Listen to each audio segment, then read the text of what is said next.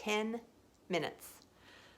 That's how long it took Nate the handyman to figure out why the door to our guest bathroom wouldn't close and to fix it.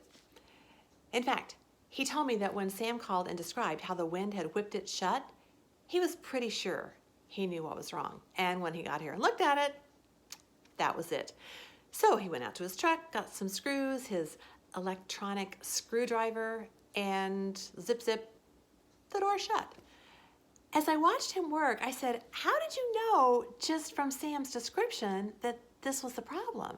And he said, oh, I've seen it hundreds of times. Learned it from my grandfather.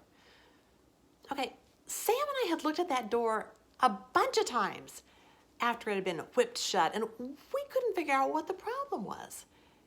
Even if we'd known, we didn't have the right tool to be able to fix it. And yeah, Nate said having the right tool is crucial. This whole experience made me think about conversations I've had this past year with prospective clients. Some of them could clearly articulate their problem and would even admit they didn't know what to do.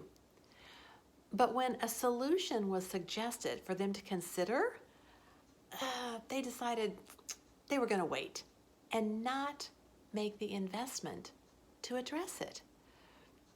What I've learned is that most of the time, people wait until the pain is at a certain level before they're willing to make the investment, meaning spend the time, energy, and money that's needed to address their issue. Now, I am in no way throwing anybody under the bus here because that is exactly what Sam and I did.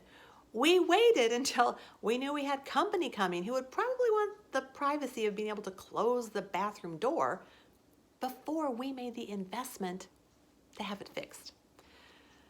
Yeah, and then I was reminded of how many times in the last 6 or 7 months have we talked about that door and how thinking things like, oh, we've got to do something about that was energy that could have been spent in a much more productive manner if we had just addressed the door as soon as we became aware of the problem.